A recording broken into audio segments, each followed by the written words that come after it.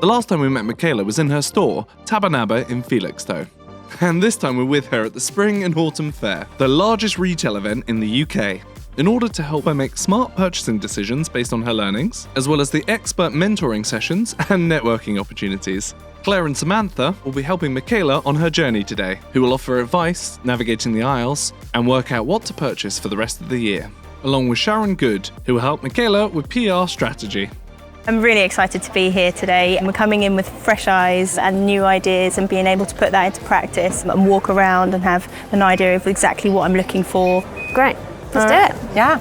It's a wonderful experience and it cannot be underestimated, the wealth of knowledge and experience you've got in one place. You can take advantage of the experts on the stand. You can take advantage of the retail corner and the stages that are available, the trade press that's dotted around the rooms. There's plenty more than the stock that you're buying that you can indulge in and absorb whilst you're here, and it's absolutely invaluable to take your business, to take your understanding, to take the academic side of the industry much, much further forward. And now it's time to browse the aisles, see the goods, and meet the suppliers. I would advise shopping a trade show by planning your visit first. Have a look through the trade magazines, have a look through all the catalogues and all the information that's provided. I would give it at least 2 days if you've got the chance. I would try and do an organised walk round up and down every aisle on day one, take lots of notes, ask lots of questions, get all the information you need, then have a think about it on the drive home, come back, do a little bit more of that, and then commit once you can build the pattern of your buying and the stories you want to tell your customers through the products. So I have these already, quite cool. Right. And they fly out. They're the ones that you can't kind of order the same one, but people kind of like it. Yeah, they do. I've noticed that one off. Yeah. So I Is really this a brand you had before? Yeah, but I'd sold out by the time you had come in. I think there was like one. Are you thinking about bringing these back then? Yes, I definitely, every time. And I just need to do that. So if we've got something really brightly coloured and maybe a bit of print, do you want something to balance that or to be a polar opposites? Yes, because I also, with the brand story, making the brand story from John and going through that kind of journey, I also kind of realised that a lot of my customers are women. I was talking about this with Katie in her fashion boutique, and that she's got similar things. So what she'll do is mainly focus on maybe over 45s or something, and then sprinkle something younger. Okay. So I kind of feel like I need to do something similar. So I've covered everybody that walks in. In Nest, more of the bags is self-purchase and gift. Right.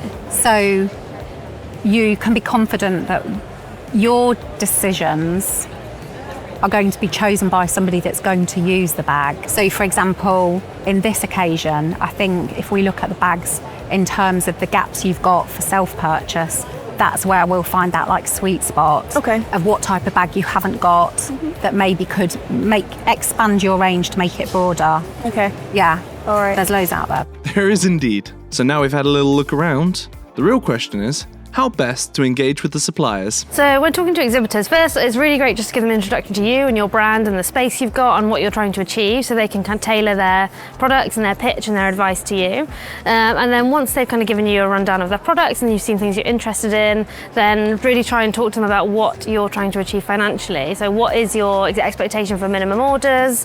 What kind of stock levels can you take into the business? What's the forecasting you're looking at? So do you want to be working with the supplier for just a seasonal moment or long term, and really just have a really in-depth conversation with the supplier and work with them to get to a good place where you feel comfortable that you've got the right level of product coming to the business that you can try, and hopefully it'll develop into a good relationship with them. Okay. So what do you think of Hippie? Well, I think this could be a really strong one. I think you're eyeing up these cars, aren't you? Yeah. Actually, right, so you're hesitant because? I'm used to 80, 90. Yeah. So if I break the 100 barrier, is that going to be okay? Is that going to scare people off? If we're talking a hero item for the window That's a at winner. Christmas, Yeah. oh my gosh, it's 100% a winner. For a start, it's gorgeous, and grandparents particularly would see the real value in that going through the ages and being an heirloom piece. But you've also got the sort of other items that would work really well and would turn over, and the parents are more likely to buy those. And things like that, the drum, the soldier drum, such an atypical Christmas product.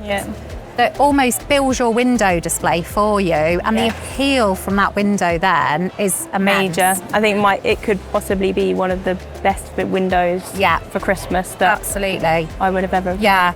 That sounds like a wonderful opportunity for a Christmas window display. And speaking of opportunities... Yeah, so these are really popular. What they've actually made me realise is every time I go to show them a brand I already have on board, they've made me see opportunities that I didn't see before. So I might stock a range of games, but they'll have seasonal games that I should just add on to my reordering. Yeah. I am seeing all of the opportunities that were always there because I thought Christmas, so then I would go to a stand that does Christmas, but then actually what I need to be doing is looking at what I do add on their seasonal items. Certainly. First, and start doing it that way, and you're just instead. building it up with budget you're already got in mind for reordering, so you're not even almost using a huge Christmas budget because these are product ranges you're already on board with. I think that's a really strong area in terms of Q4, definitely. So that's definitely worth. All right. Yeah. And then it was time for Michaela to meet Sharon to chat all about PR strategy.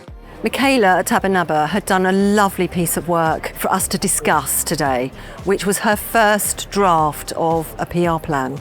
And already just putting that down has raised lots of questions for her that she can now go back and look at. So it's been brilliant being able to actually just go through the motions of actually creating a plan. How do I know what press to approach and how do I do that? As a general rule, I would say you probably want everybody to be writing about it, but it is understanding with the plan they will write about it at different times. I do think it's important that you talk to the trade press. Now, that's not going to bring customers into your store. What it is going to do is promote your business to the suppliers and the people that you want to work with. Okay.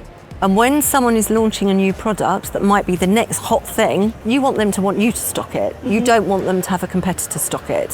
From there, you've then got all of your local press, your local newspapers, local magazines, some of which will be perhaps weekly newspapers, some of which will be just online, some of which could be your county glossy magazines, which is where we come back to that timing. You know, your glossy magazines are going to want things earlier than the weekly press, and they're going to want it earlier than just your digital online. It sort of goes in that order.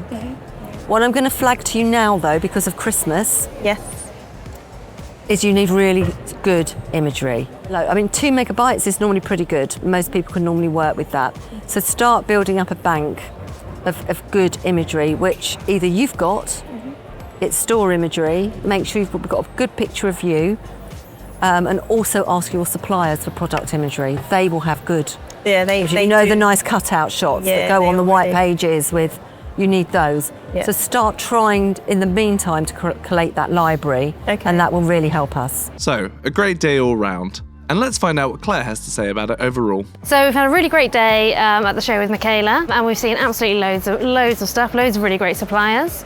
And as part of that, we have been able to focus in on the 3 areas that Michaela identified early on, which were candles, toy and plush, and Christmas and seasonal gifting. And I really advise Michaela as the next steps to narrow down some of the suppliers that we saw, start to compare the options and the visuals of the product she looked at, and then have some more in-depth conversations with those suppliers at the next day of the show and nail down some of the deals. Going around today has been so exciting for me, meeting new brands, seeing ones I already stock, but seeing what they've got new, and being able to smell the scents of the candles and feel and touch materials is just, I think, pivotal to your decision making when buying. So it's been a real eye-opener and it's been a brilliant experience. So, that's it for the day. But remember, take advantage of all the advice and toolkits yourself. Visit the website to download the toolkits on all areas of running an independent store from our expert panel.